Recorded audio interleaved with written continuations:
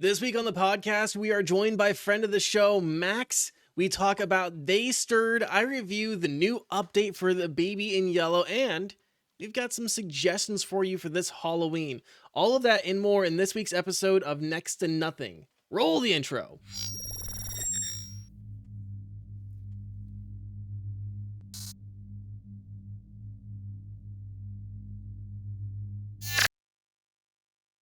Hello and welcome to Next to Nothing, a podcast for gamers on a budget. I'm your host, Danie K. With me, as always, the wonderful, the beautiful, the Mr. Green Elite. How you doing, Green? I'm doing okay. I'm surviving. I'm living. Do you? I'm trying to deal with some stuff, but other than that, I'm doing good. I say, do you want to elaborate on that right now? I am like 99% sure someone stole my PlayStation account information. So Bastardos. Yeah, so if you guys see Green talking, he's probably dealing with customer service. With us, the Spooky, the Ookie, the Mendachi. Mendachi, how you doing, dude? I'm doing good. I dig that. I am definitely ooky. I am pretty spooky, but I'm doing great, man. Fucking Dune is awesome. Let the spice flow, baby. Heck yeah. I'm gonna have to talk to you like later after the show to see how good Dune actually is. Oh, Dune is one of those things like I just hear Uber nerds talk about, so I have no idea how to actually take that's it. me. That's me. That's me. Yeah. Max, welcome to the show. First time being on the show. Hey, how's it going? Doing fantastic. For those who don't know who you are, what do you do? Where can people find you? I am a Twitch streamer. I stream mostly Pokemon stuff. In fact, I just finished the Pokemon Platinum series as a Nuzlocke. It's a challenge mode, basically, a self-imposed challenge mode. It's a lot of fun. You can find me here on Twitch, Maxmusdecmus. Yes, guys, links will be in the description as always. Of course, guys, thank you for watching and listening to the show. If you miss any part of the show, you can find us on YouTube, Spotify, Apple Podcasts, Google Podcasts, and everywhere podcasts are found.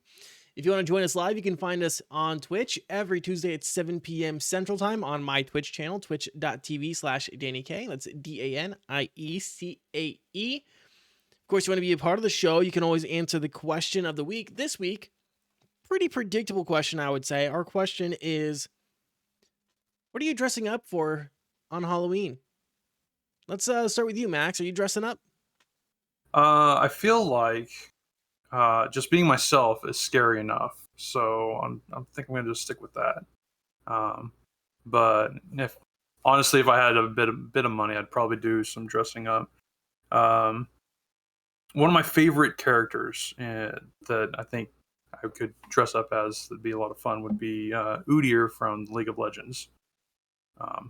That'd be dope. He's like a wild shaman looking dude. Pretty cool. Mendachi, are you dressing up? Hell yeah. So we've actually got our in-person D&D game on Halloween. And my party doesn't know that I'm going to do something special for them. But some of them are going to cosplay their characters. I am the DM, so I'm torn between either just doing Rugged Ryu, which is a secondary costume in Street Fighter V Ryu, where he's got a big old beard, bushy hair, and shit. Or because I've got this fucking karate gi that I've been holding on to for some, I don't know, comedic bit that I just never did. And I also have some plate mail for Renfest. I might do a multi-classed character. So I might be a monk fighter. We'll fucking find out, man. But there will be pictures. Monk fighter paladin, let's go. Yeah, let's do it. The insanity. Green, are you dressing up this Halloween? Absolutely not. No. Dude, come on, bro. Come on. I don't have enough time for that. You know what got time. You know what I'm going to be this Halloween? The same thing I am every year, the birthday boy. Hey-o. Happy birthday.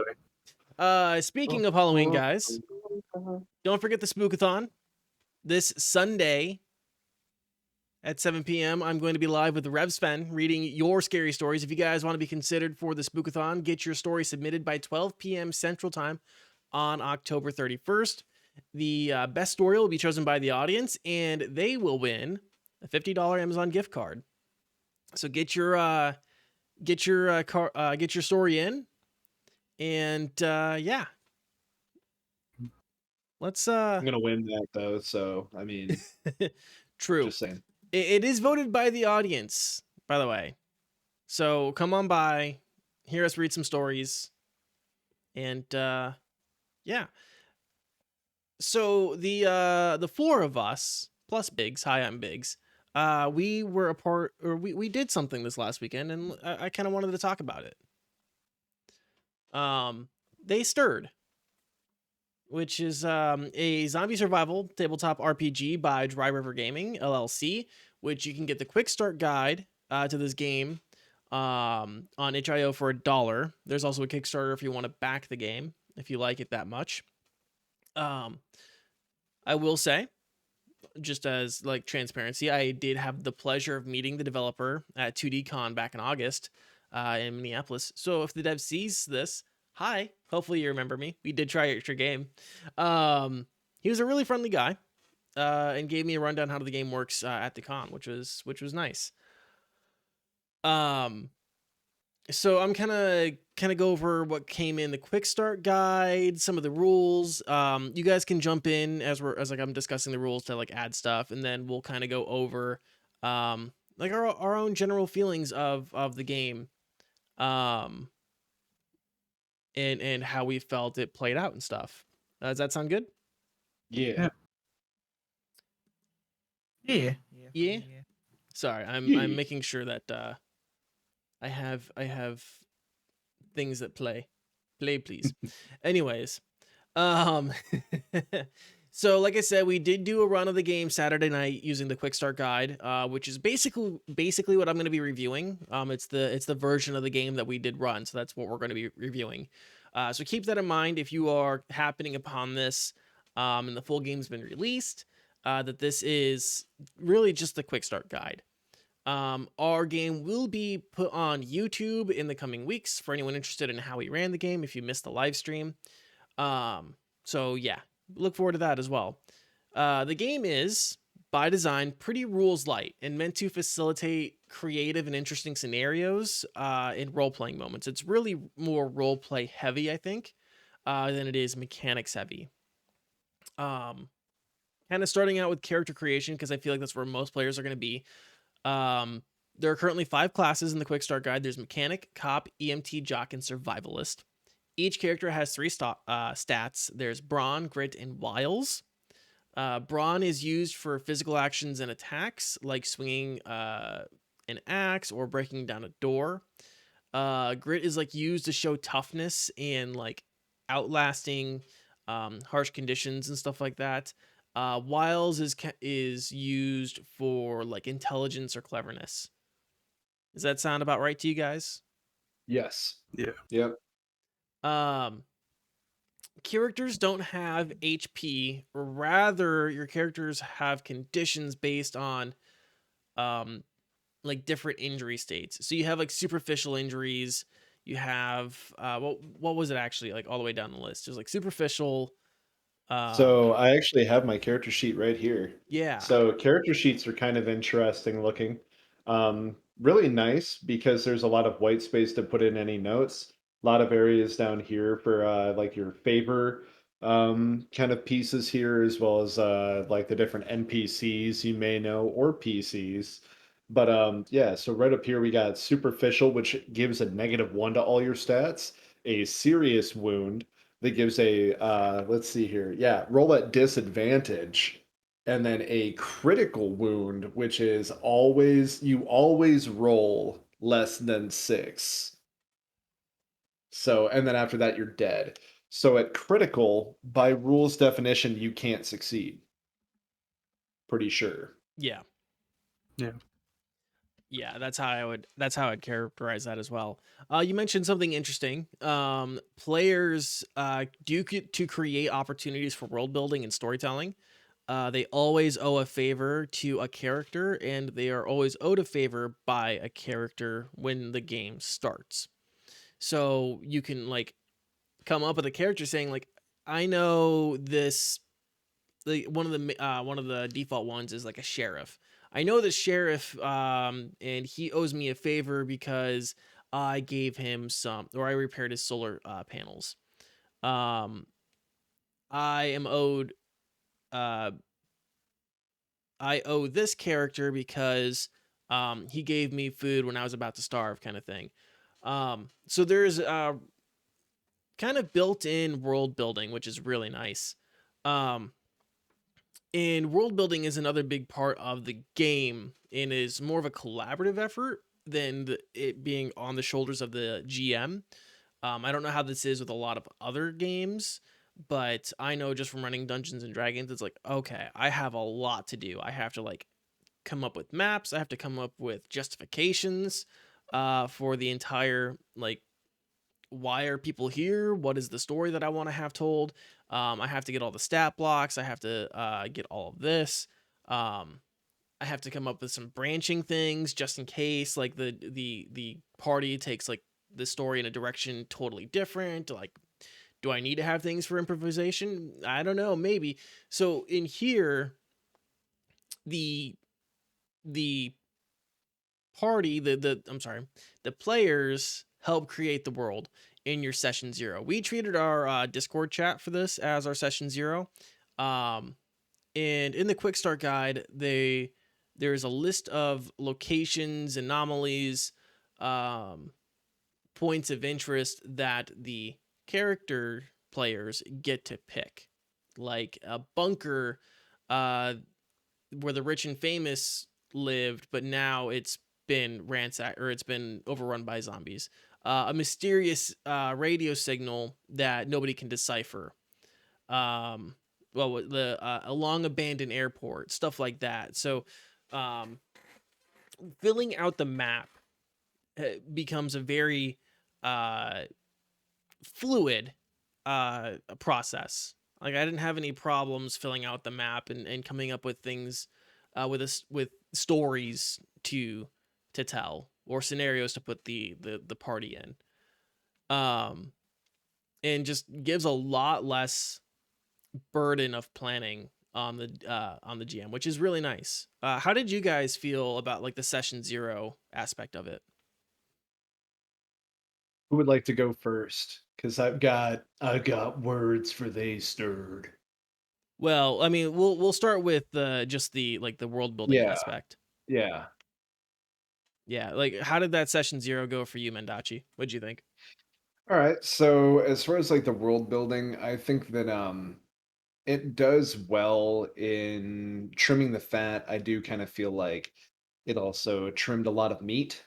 I believe that I kind of referred to it as a very bony system. I think it's nice, but at the same time, there's so much there that could be added. What are the benefits of some of these, some of the negatives? You know, something like that for the GM to kind of be able to keep in mind without having to come up with everything. Um, I feel like a lot of the things that are there in the quick start guide are more like, how to put it, almost like inspirational points. You know what I mean? Like something where you would go and you would read a couple like taglines or log lines to kind of get an idea forming in your head. So much of it is literally molded between you and the GM.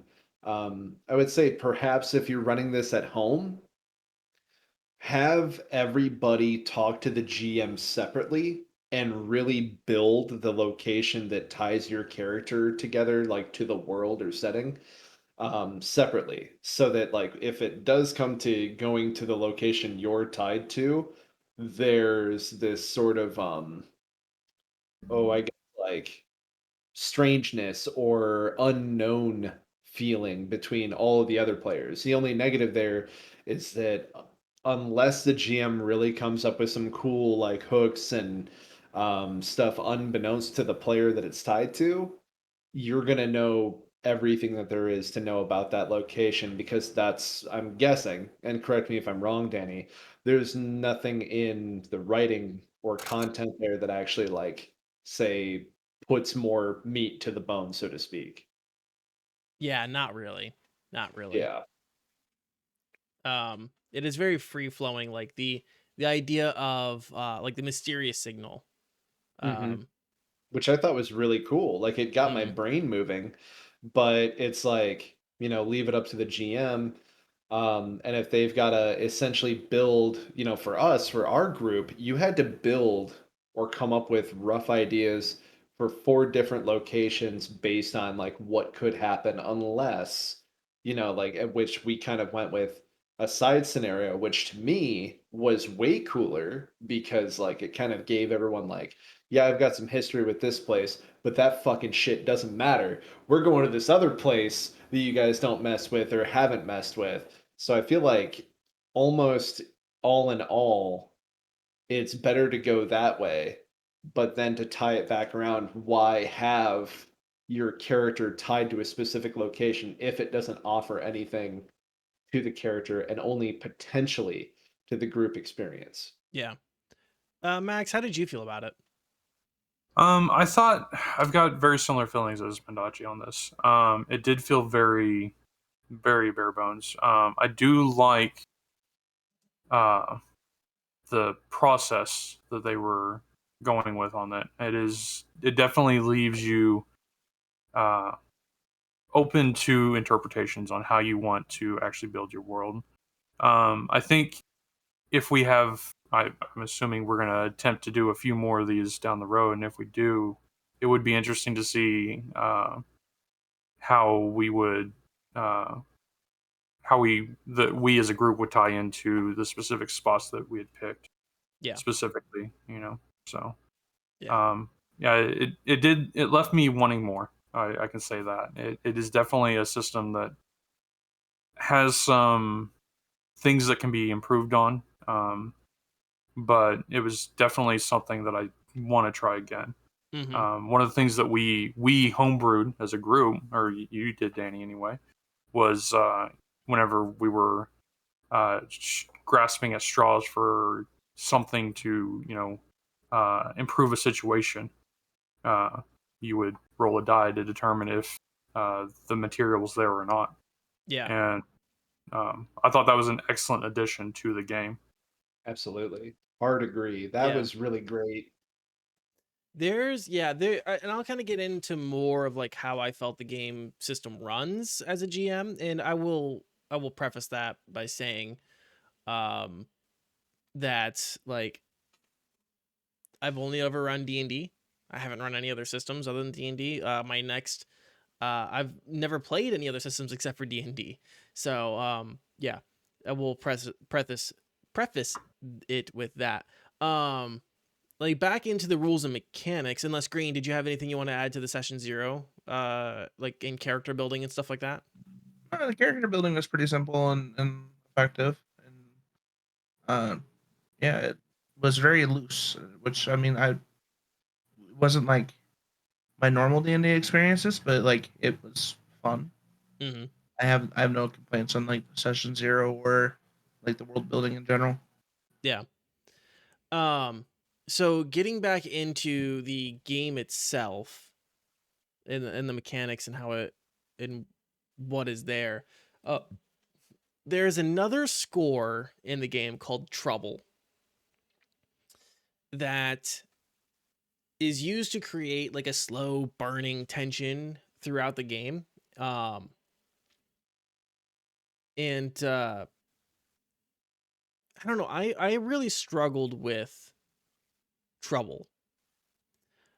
Yeah, Um that was a weird one, buddy. That was a definite curveball to keep yeah. in mind the whole Yeah. time. Yeah, so the trouble score increases based on the roles of the players. It can cause antagonists to show up, storms to form, and other things that put players in danger. Um, to be honest, I really didn't follow it that well. Um, I struggled to keep track of danger, and keep track of like trouble score, and this just might be one of those things that you need another player to keep track of in the game. Oh yeah. Not to step on your toes or anything, but I feel the trouble score didn't play as much a part in this particular game due to the injury that we were dealing with as well. Like that kept our. I was surprised how much injury uh, of just adjusted the rolls. Like Oh yeah. I don't think I succeeded a single roll without a problem, just due to one injury Yeah. at the beginning of the game. Yeah, I feel like we did kind of gloss over like actions and combat and stuff. The Yeah. game requires for the most part just a D no, it actually just requires a D6 to roll. And so your successes and failures are based on if you roll how you roll for 2d6. So if you roll your 2d6 and you roll below a 6, that's a failure. If you roll a 7, 8, or a 9, that's a success, but there's a trade-off. If you roll a 10, 11, or 12, that's a success, there's no trade-off. And so the trade-off system is actually another really interesting thing that comes into play, in which the DM or the GM, sorry, will present two options. So we'll say like you are trying to break open a door, and you roll a 7 on it. So the trade-offs could be you break open the door, but when you do, it alerts like all the zombies that you're there. Or when you break open the door, you fall and break the thing that like break your radio. Mhm. So there's two options that that is presented to you by the GM, and then you get to pick those two options. Which is kind of nice. Like it makes it so it's not so antagonistic.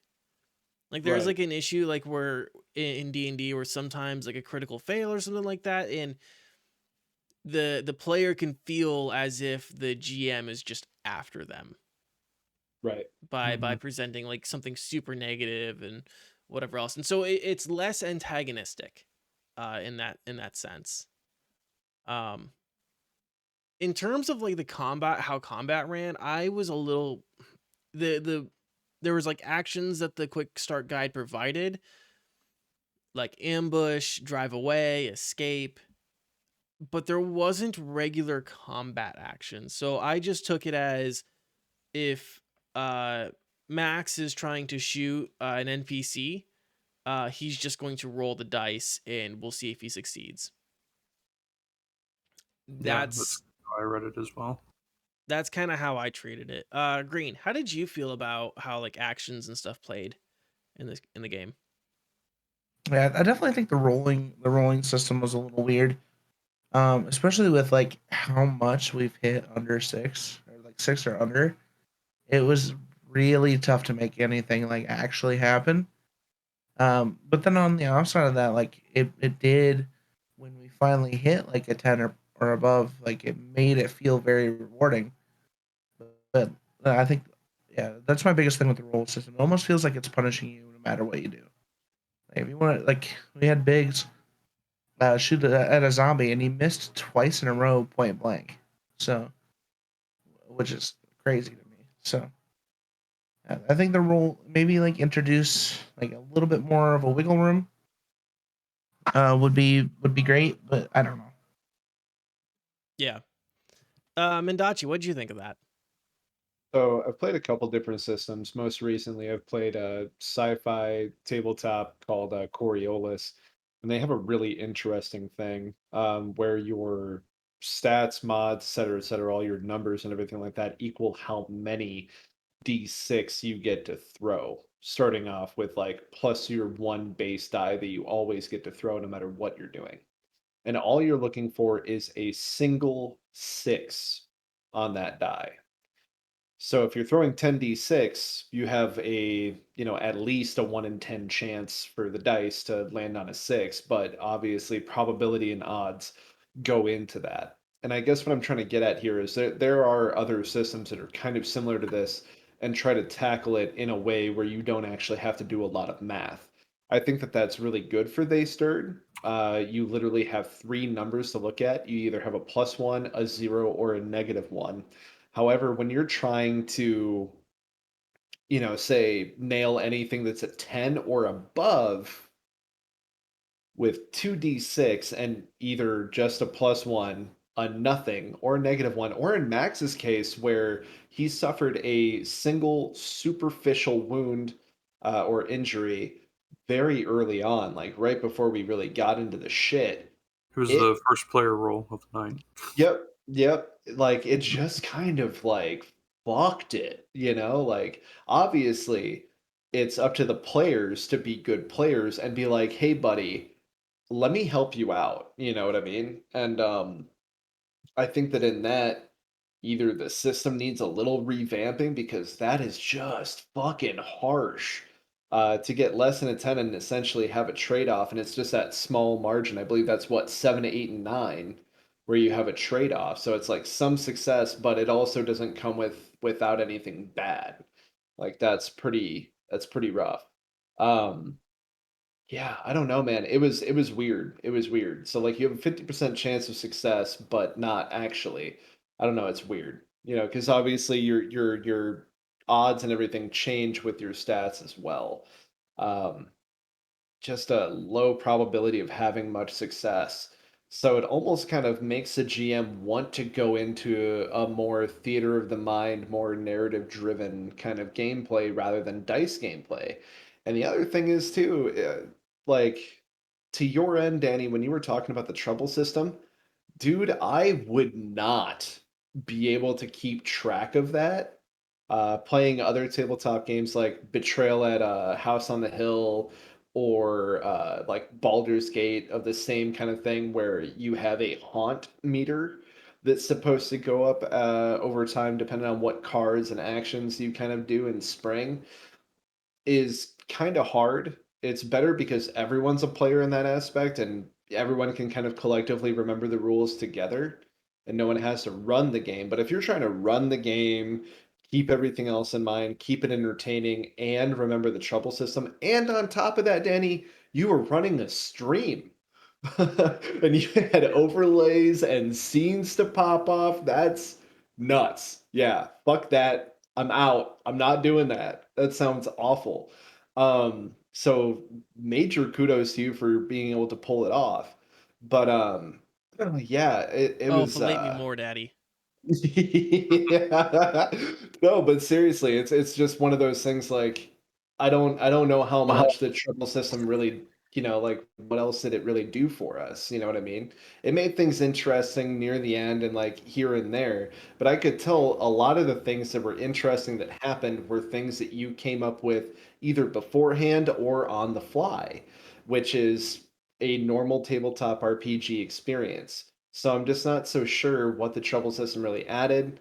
And the dice rolls kind of made it feel like, well, fuck me. Is there a way that I can actually describe how to do this that makes it seem like so arbitrary and mundane of a thing that my GM won't ask me to roll these fucking dice and fail? You know what I mean? It's it's rough going, dude. It's rough going out there for a survivor. Yeah, yeah. Um, the game definitely lends itself to feeling like a hardcore survival sim. Um, yeah, I'm looking through my notes. I mean, I'm gonna.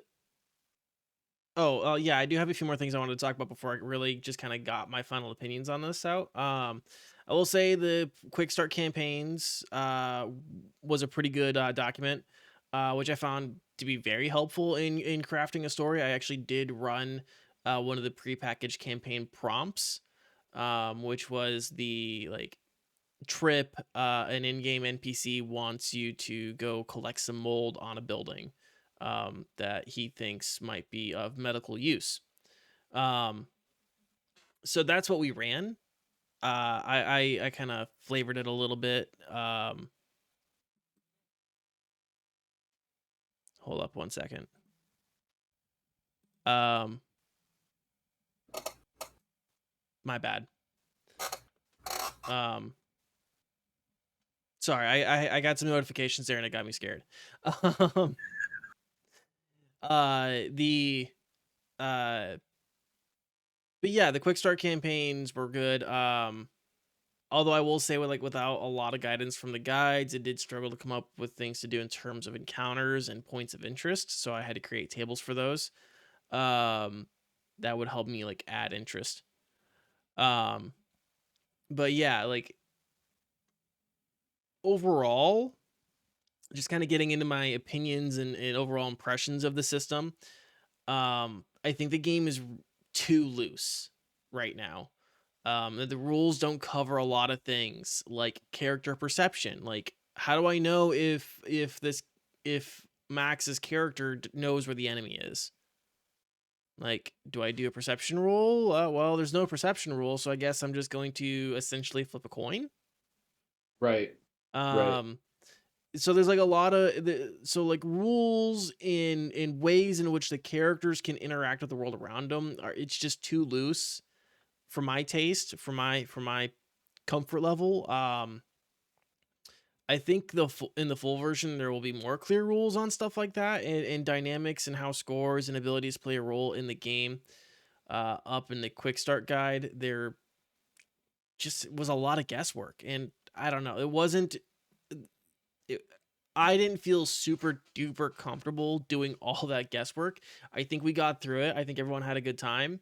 I don't think I ruined anyone's time with the guesswork that I did. So I'm gonna count that as a win. But yeah, it was a lot of guesswork on this quick start guide. Again, I don't know what the full game is gonna have. Hopefully, it's not that as much as I did with the quick start guide. But yeah, kind of going around the table here. Just kind of getting some final thoughts. We'll start with Green. Okay, we'll move on to Max then. Yeah. Final thoughts on it. I do like the system. It is a little too loose I feel like it's more of a narrative driven system, which is fine, but I feel it does need some additional parts in the box before it's ready to ship. Yeah. Mendachi, what do you think? I've said some of my lines there. I do have a small write up, like especially just two recommendations that are pretty big. Yeah. Adding a new ability stat called Wits to be your character's general intelligence that could also be your cognitive functions, your perception, so on and so forth. To have your wits about you to be able to understand the area around you as well as your general intelligence. With that, you could also have a new class that uses, say, the wits and wiles, which could be like a grifter. So, someone that could essentially potentially be like your lock picking kind of person, your trap disarming kind of person, something like that. Weapons could use some damage stats. Enemies could be given some meat like HP or even general stats, how fast they can move, how they react to general difficulty.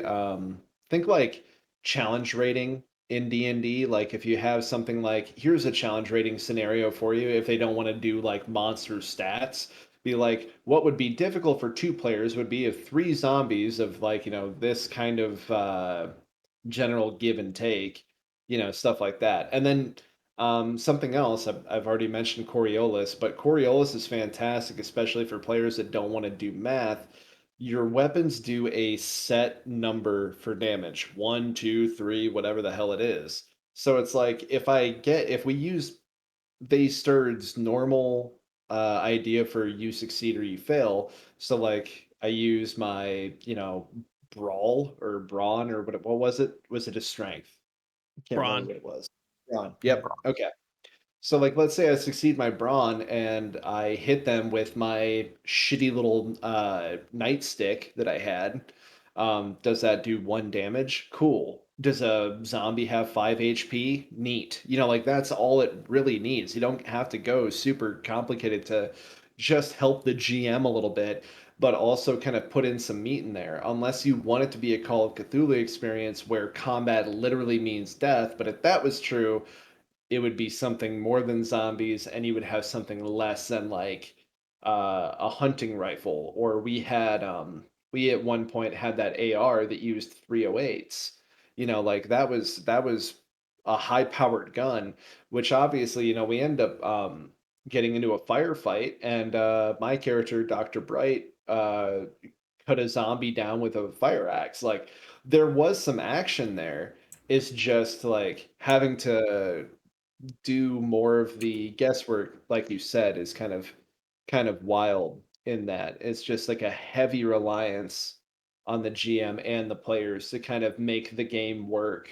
You have to really want it. But otherwise, I feel like the game has most of what you need for a tabletop experience, especially for a one shot. But I don't know, like as far as beyond that, as like long form tabletop play, I don't really see it I see it like melting pretty quick after a single session or two. Yeah. And I will say, like, one thing, if you watch the one shot on YouTube and you're like, wow, there's not a lot of combat here, it's because I didn't exactly know what to do with combat. Um there wasn't a ton of guidance from it, so I kind of avoided combat and went more for environmental uh environmental encounters of sorts. Like, oh hey, like your truck just got stuck in the mud, or a pothole, was it? How are you guys going to get, you know how are you guys going to get extract the mold? Are you guys, the fire truck, for your guys' knowledge, was something I rolled on the fly. I had it in a table and just rolled to see, like, hey, like, what is the thing that they're going to find? The fire truck was completely random. That um was like my favorite part, man. Like the shenanigans that ensued, the gear from it. It was awesome. It felt like it was supposed to be there. So Mm-hmm. that's just, another case of like the GM rolling with it and you came in prepared with that table and you knew when to use it, man. And if it wasn't for that, it would have been kind of interesting having to get through that building, but that means okay, now I have to populate this building with hazards or zombies, and I don't have stats for those. Try and jump the stairs. What happens if you fail at the stairs? Well, you're just gonna get injured. Do I keep trying to jump up the hazards or whatever until I'm like literally a crumpled basketball man and I can't do anything and I die? Like it's kind of goofy. It kind of feels like you could actually just kind of kill yourself trying to move through the world, but like that seems obvious, but I mean in a really mundane, dumb way. yeah. Yeah. Green, any final thoughts you want to give on They Stirred? I genuinely enjoyed this shirt. It was fun. I mean, it did feel very basic, which I knew going into it, it was going to be relatively basic. It was supposed to be like an on the fly kind of thing.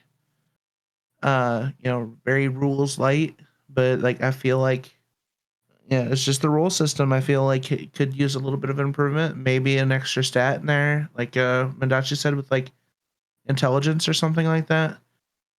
Maybe like adding like a perception kind of thing would be great too. But other than that, like I mean, it was as I expected. It was fun. And a few tweaks to this game, I think it'd be a really good like on the fly, like, hey, I got this game. You guys want to play on a game night, kind of 3 hours thing. It'd be great. So Yeah. One thing I will add to your, like, occasional game night thing, this would lend itself pretty good to like an ongoing campaign. Um in the way that I think like it'd be a good break for D&D or something like that, or like people are maybe getting a little burnt out on like your fantasy world kind of situation, so you kind of break into, like, we haven't run this in a while, let's go on ahead and like run an adventure for a quick night, and it works out really well that way. Max, I don't think I got Mhm. final thoughts from you. Round us out here. Um, yeah, I mean, I think we've covered basically everything. I will say that the if we didn't have that fire engine, it was definitely going to be a different kind of night. That definitely made that encounter. So yeah, kudos for you on. Was that table provided for you, or was that something you created? I created that table. Awesome. Yeah, I mean, then yeah, dude. big kudos. That was an amazing addition. Yeah, so there I made a table of 6 outcomes. Mm-hmm. The fire truck was the first roll. When you guys found the beer truck, Mm-hmm. that was the second roll that I did for on that table. That we completely disregarded. Completely disregarded. Yep. We're going back for it, Boris. Don't worry. Yeah, I was a bit of a helicopter parent that entire time. It's like, nuh-uh, we don't have enough med packs for all of the dumb shit we're gonna get into. So Trying to we're going now. Yeah, I trying do to have to break into say, Go ahead. the group that we had was very fun, and I Oh, yeah. really very much enjoyed playing Boris. It was a trip. So Yeah. if you haven't, make sure that you go to Danny's channel and watch the one shot, because it was fantastic. There's a lot of laughs for sure. Mm-hmm. Yeah. And It I'll be also getting got me like playing with you guys, made me realize like, you know, there's a certain kind of like fun that you can have, especially with a group that you don't know how they're gonna act or react to anything you're gonna do, especially with a tabletop RPG. It made me like really want to play with you guys again. Because if that's how one random bullshit 3-hour session where Danny essentially just had to be nimbly bimbly about everything, if that's how that went, I would like to see some other shit we could get up to in the future. Yeah. Oh And yeah. also, don't think I didn't notice that whole Nicolas Cage impression with your doctor, by the way. 'Cause I knew what you were doing the whole time.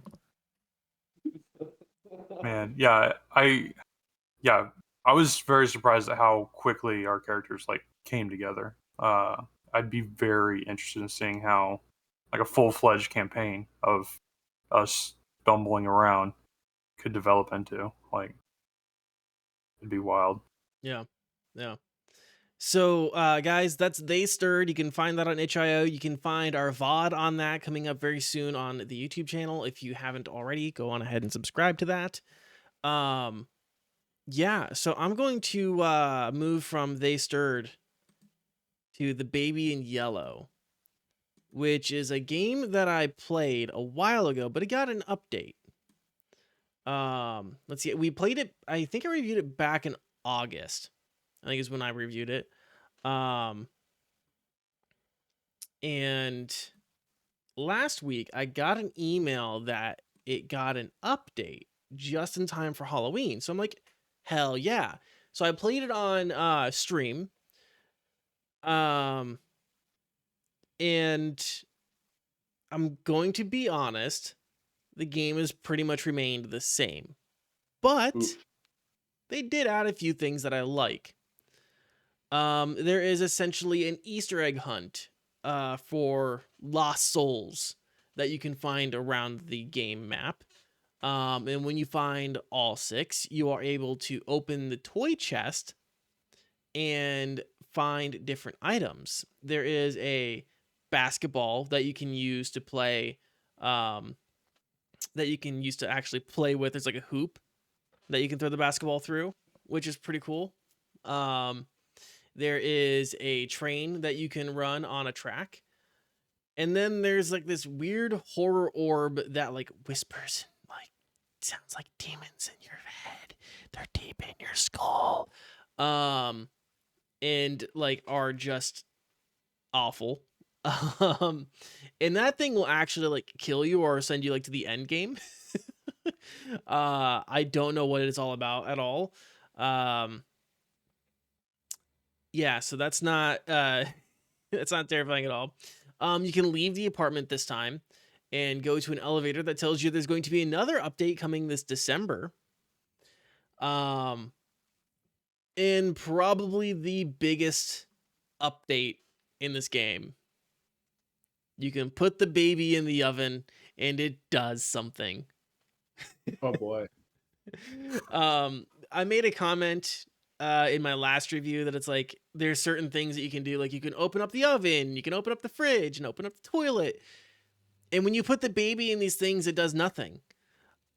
They do something now. When you put the baby in the oven literally explodes. Like it like explodes and the baby like shoots out. I would love to think that I'm the reason that's in the game. I would love to think that, but I'm not going to be that vain. If only. If only. But yeah, otherwise, the game isn't super different from when I reviewed it the first time. But I think with Halloween, literally in like, what is it, 6 days? Something like that? Yeah, I think that's math. I 5 think it's the days. math. 5 days. Yeah. If you haven't played it Good yet, birthday, Danny. man, I don't care enough. I don't care enough to do math. I barely care enough to mention it. But yeah, if you guys haven't played it yet, this is a perfect time to play it. It's spooky. It's not super jump scary. Like there's a couple jump scares. It's not gruesome. It's not, it's not like shocking or anything like that. It's just spooky, kind of wholesome, mild horror. Like it's not bad at all. Like it's a demon baby. Like that's pretty mild in terms of horror. And it's not trying to gross you out or like jump scare you to death. So definitely worth checking out. I think the updates they did were fun. I really hope that I am the reason that they put in the exploding oven, but like I said, I'm not going to be that vain and say I am. I just hope that they Pretty took cool, though. Yeah, I just really hope they took my criticism to heart when I said I want something with the oven. I do believe you also I do believe you also flushed the baby down the toilet. Yes, I did flush the baby down the toilet. The little shit. And then it projectile shot into the wall, which is pretty fun. Yeah. I did not part of the stream.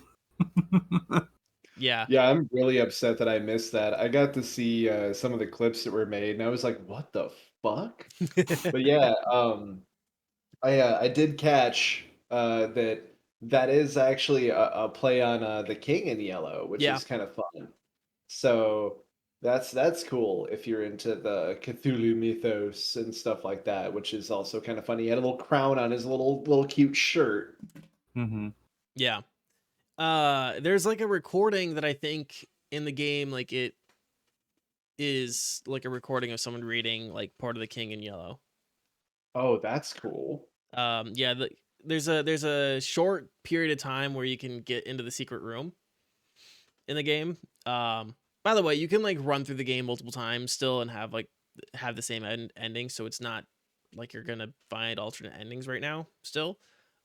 Because that was the first thing that I did with the first time that I go around on this game, that I played it like I think I played it like 5 times. I played through it 5 times trying to see if there's like alternate endings. And every time I got like the same ending. So same situation here. The secret room you still have access the same way.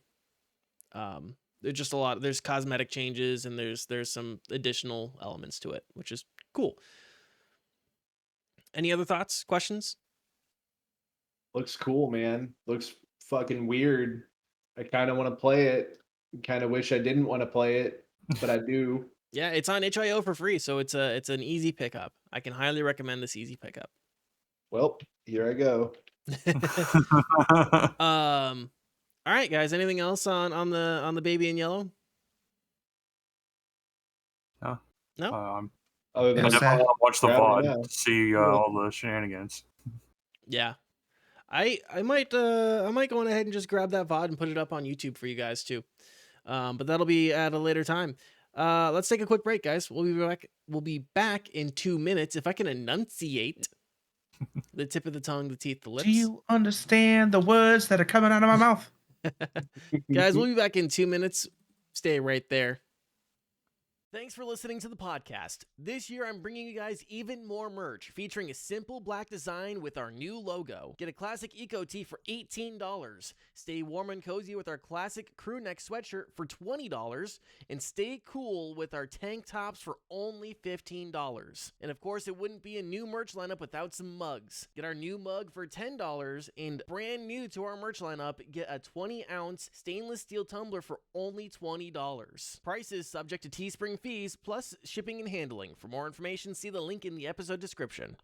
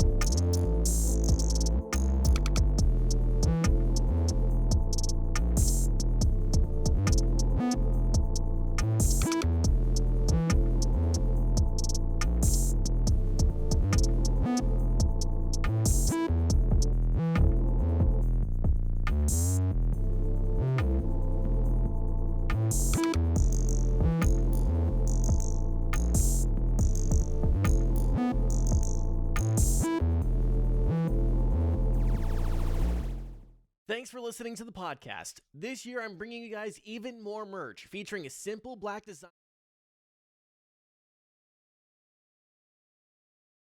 There we are.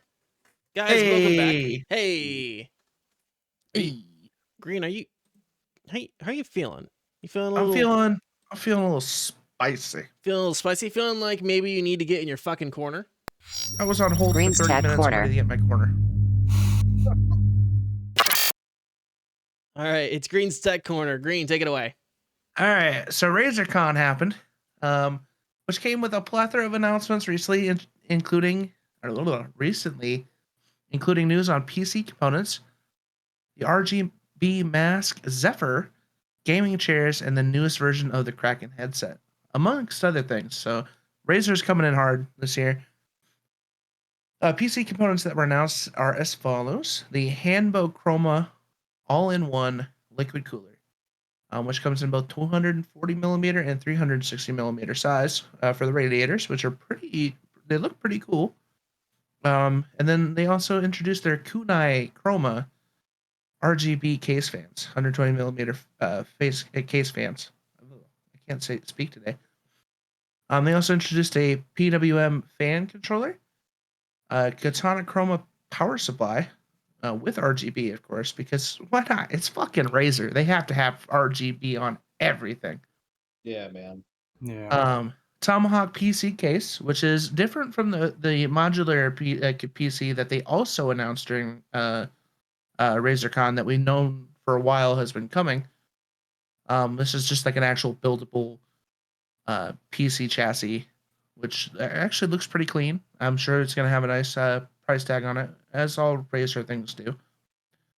They also announced the Core X GPU box, like an external GPU system for laptops and Macs, and an addressable RGB controller. So definitely interesting that Razer's getting into the PC components other than just like peripherals. A lot of it looks really nice. I'm not, of course, a huge fan on RGB, but it does look interesting. They all look like they are well made from the pictures that I've seen on the website. Razer also announced their gaming chairs, which look pretty cool. I'm not huge into like gaming chairs, like specific gaming chairs.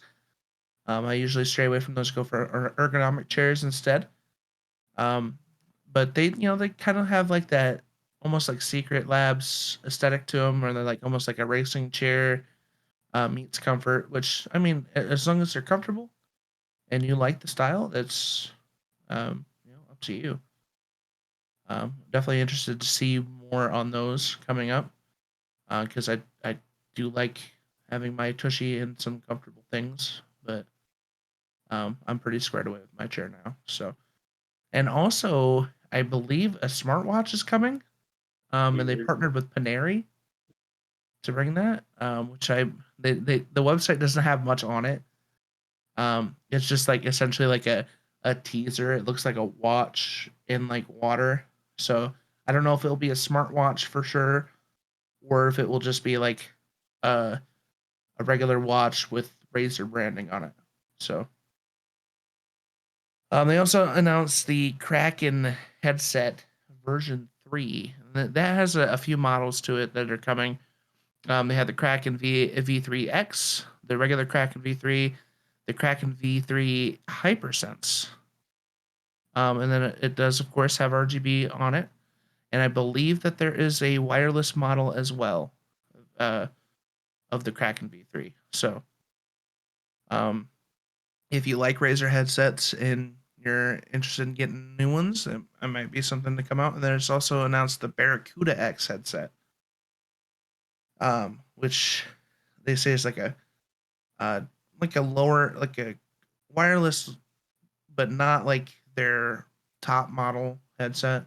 It's more of like a middle of the road headset. Like I think Kraken is supposed to be like their main line, like big boy headset. But it does look pretty cool. It looks clean.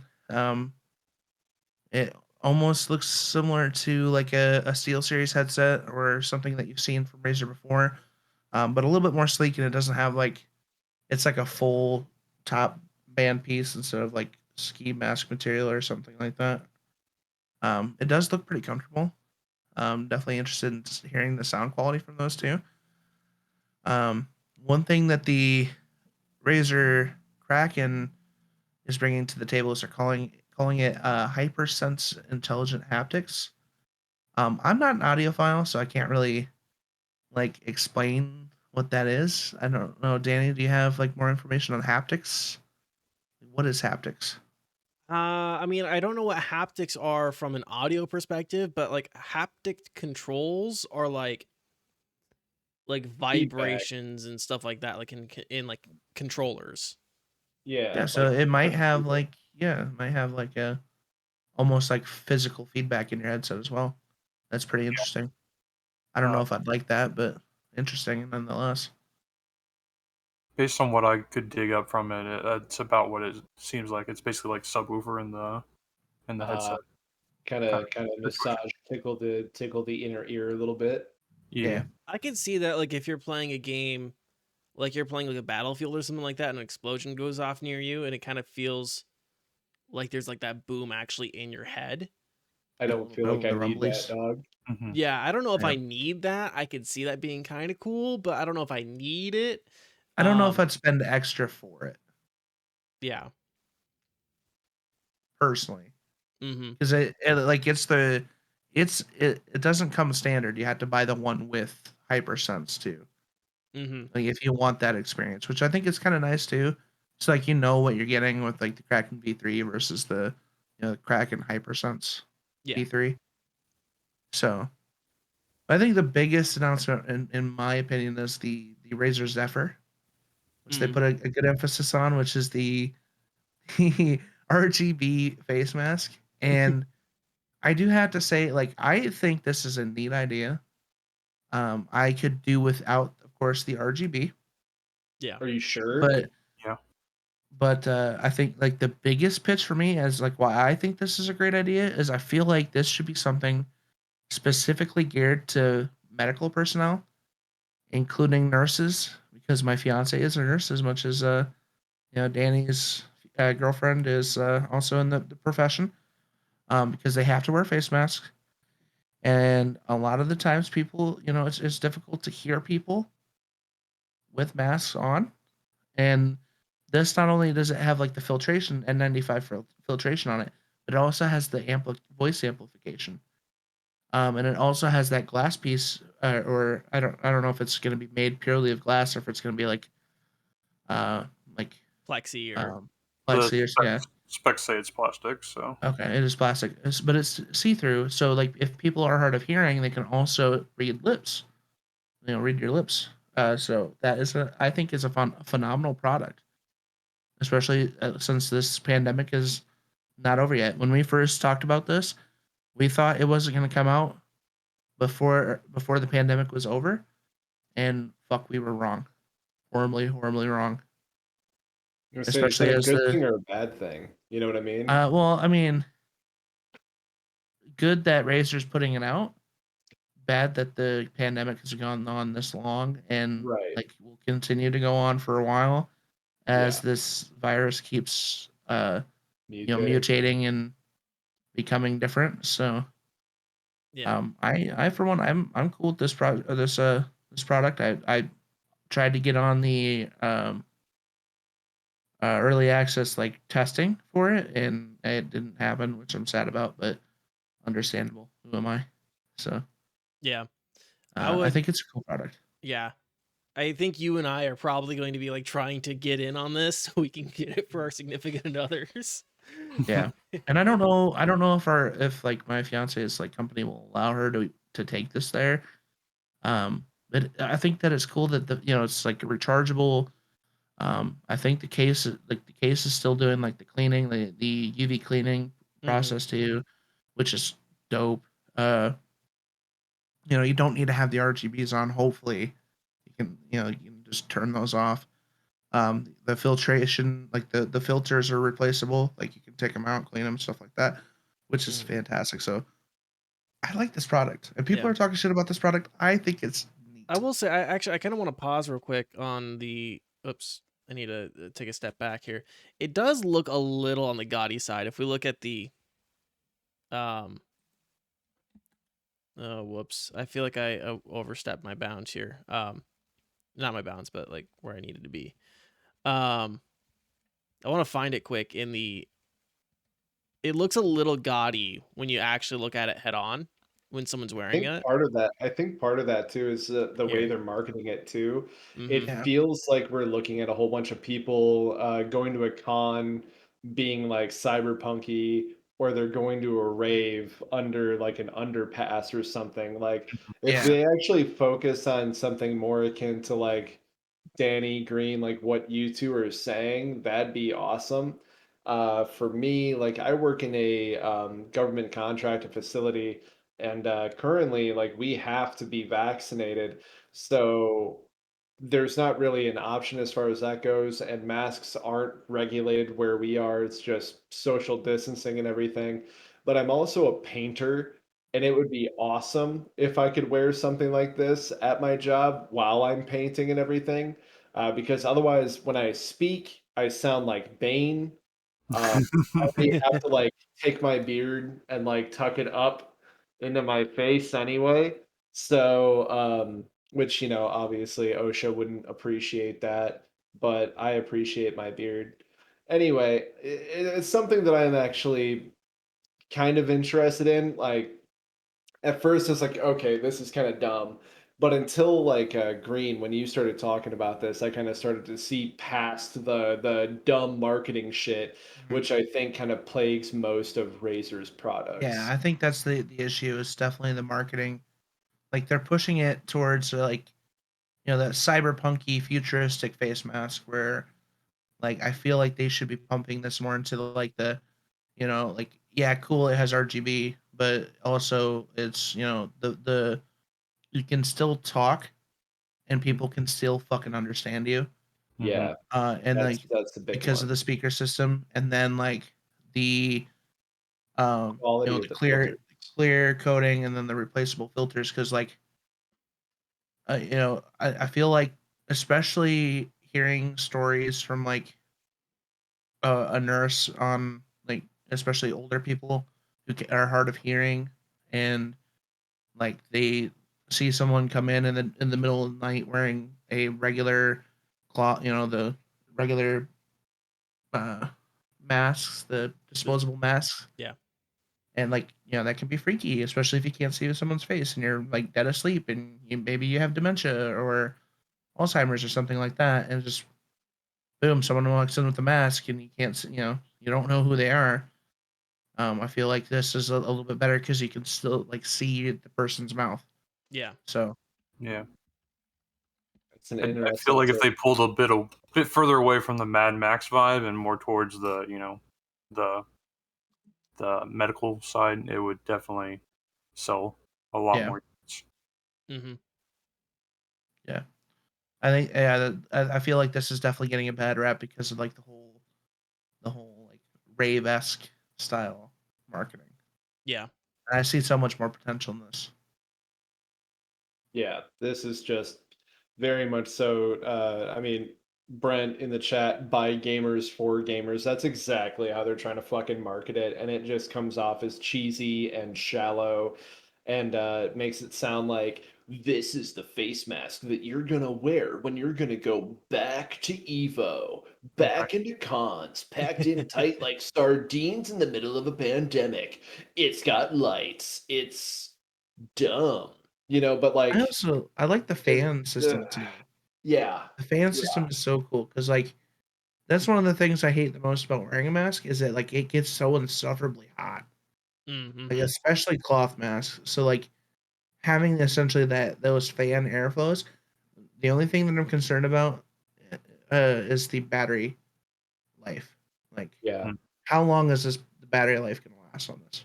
Yeah. So Um, this write-up does say that if you turn off the lights and you lower the fan speed, allows the mask to stay powered for up to 8 hours, and that is from .esports.com that covered the Razercon as well. Yeah. so that That's on their might website as well. I feel like they need to work on that a little bit more, especially if we push that into like the medical field, because a lot of like nursing positions are 12-hour Yeah. days. So Yep. Yeah. It's gonna make you just barely halfway over a shift. or even like interchangeable batteries would be cool. Yeah. Yeah. Yeah. So anything else on the Razer event, guys? NASA. No. No. Not really. No. I Let's will just say see what that, this chair is coming. Yeah. yeah. That's about what I I'm will most say. interested in. Yeah. Sorry. Go ahead, Max. Good.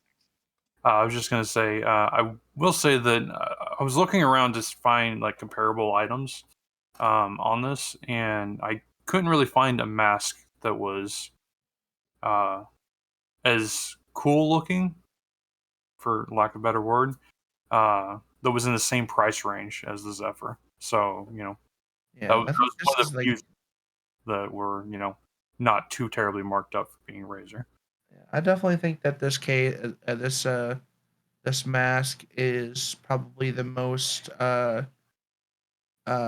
like customer friendly non hazmat esque mask. Like there's other masks that like have like Bluetooth speakers in them and stuff like that, but they're still at the end of the day masks. They look like masks. Uh, whereas this one's more of like a face covering, and like I mean it does look cool, but it also has like that speaker system in it that like that's my biggest pitch. Like that's why I'm very interested in it. Like a lot of these other Bluetooth speakers, they're Bluetooth masks. They're really just cloth masks with a Bluetooth earbud or speaker pushed into it. Yeah. Mhm. So this is definitely a big step up from that. Yeah. It's Yeah. practically a gas mask that is not a gas mask, Exactly. Mhm. Yeah. All right. Let's go on ahead and get into some Halloween suggestions from us to you.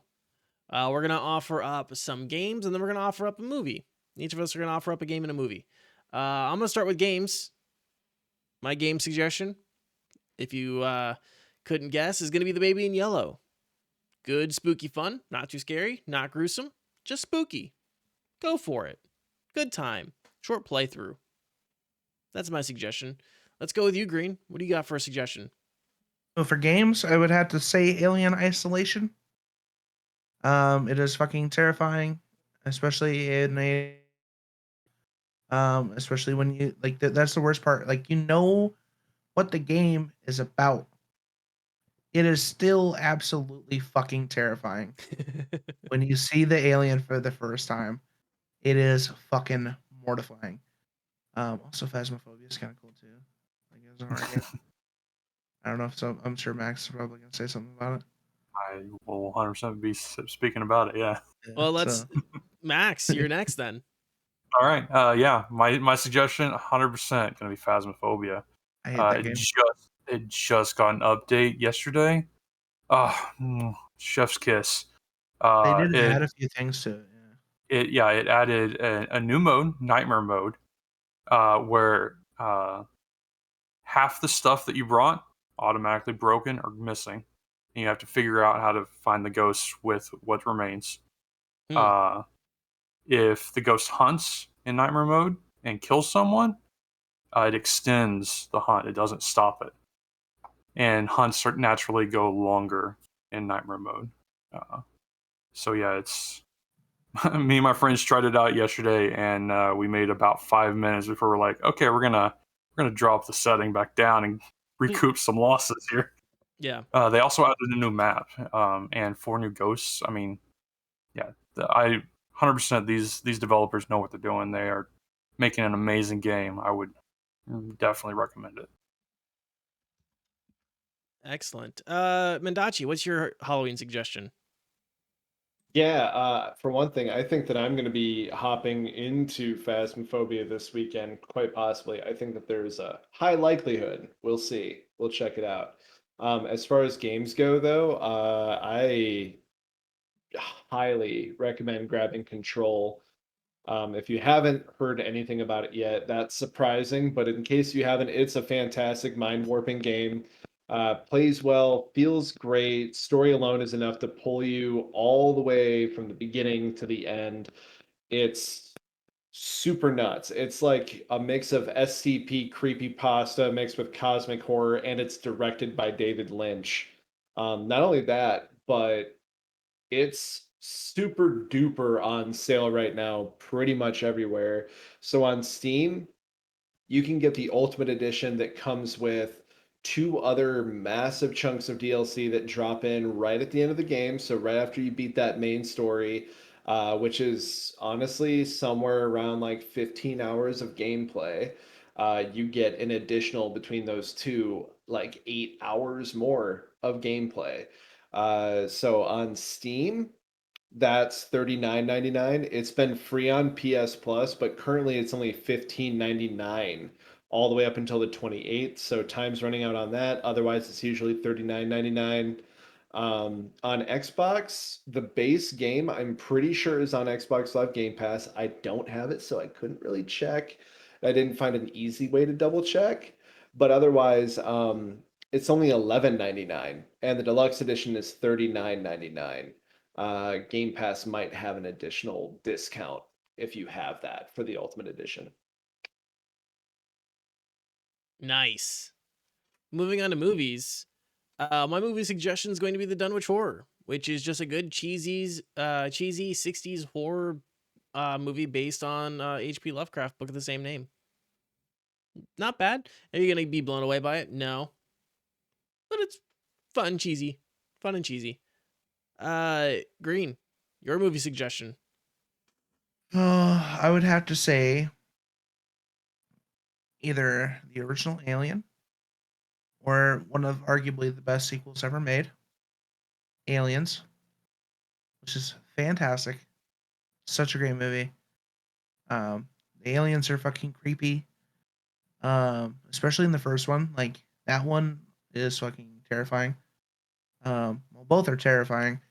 But the Alien franchise is great. Just stop after like maybe 3. Like, don't watch Resurrection. It's awful.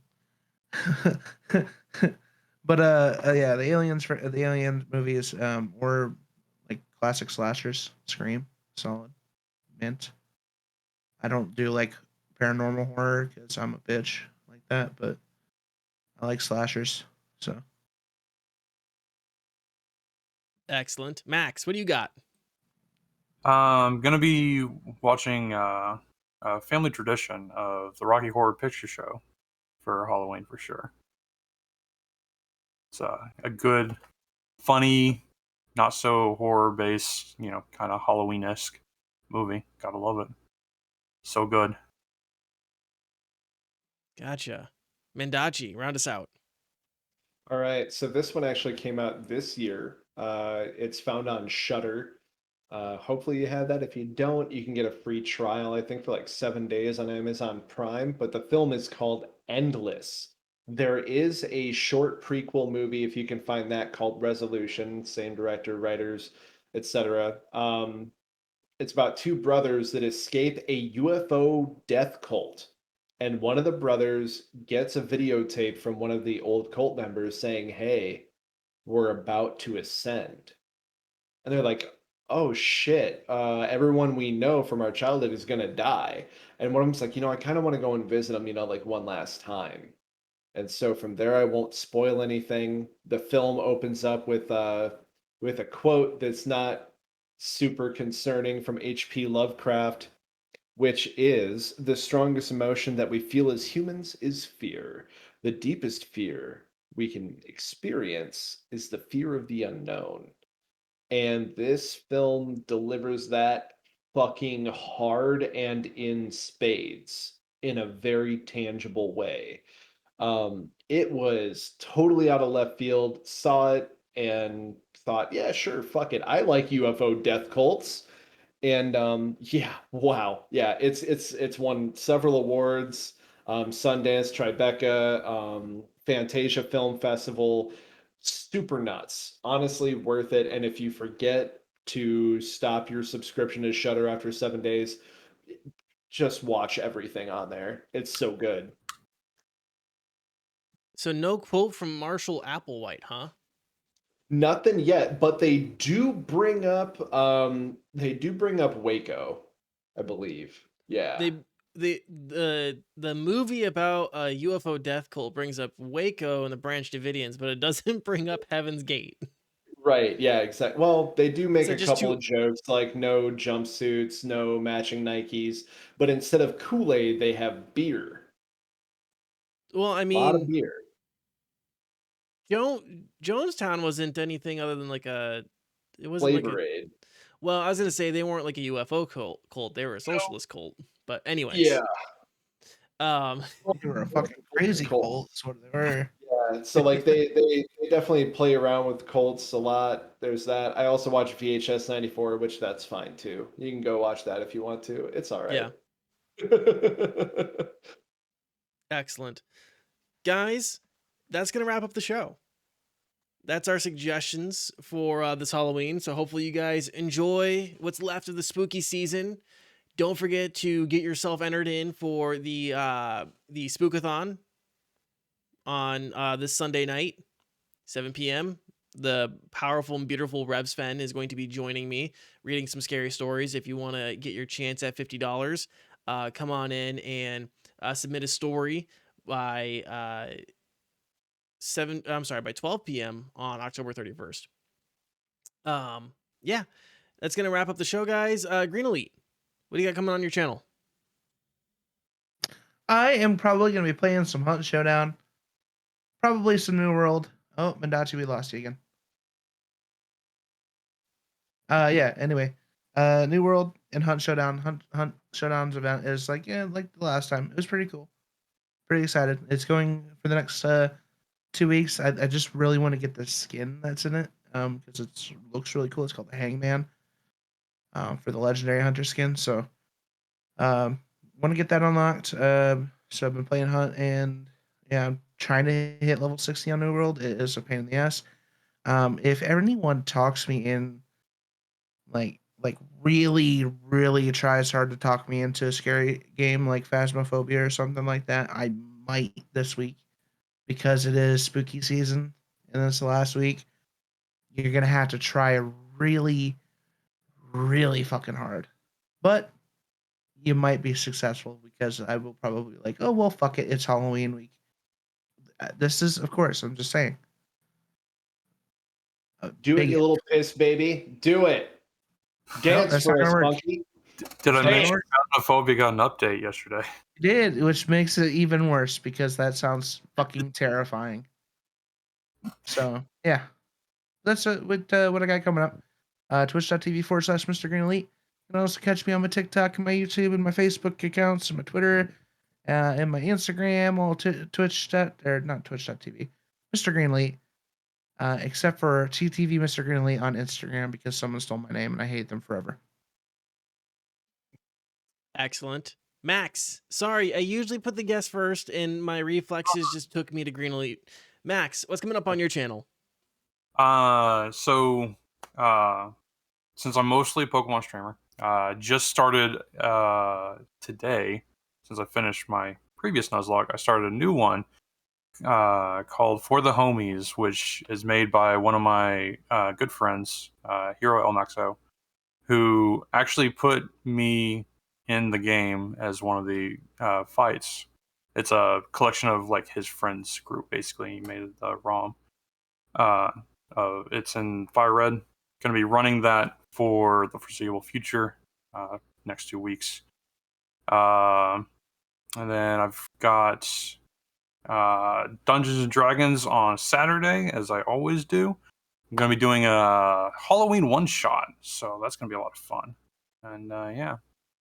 But yeah, you can find me on twitch.tv/Maxmusdecmus, YouTube/Maxmusdecmus, I think, as well. I do Wednesdays and Thursdays over there. And yeah, so that's basically all the platforms. Running a stream a day is a little rough, but I'm up to 210 now, so yeah. Nice.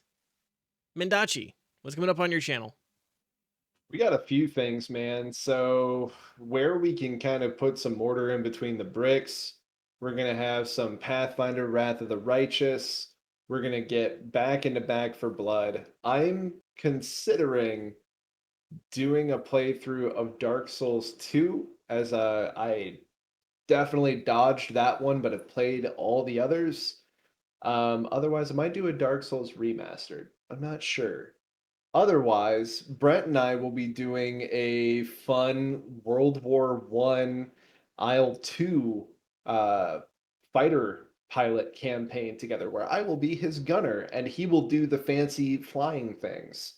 So when we get that figured out, we'll post it around. So otherwise, keep up to date with that. I'm on Twitch, Mendachi, or on Twitter, Mendachi_TTV.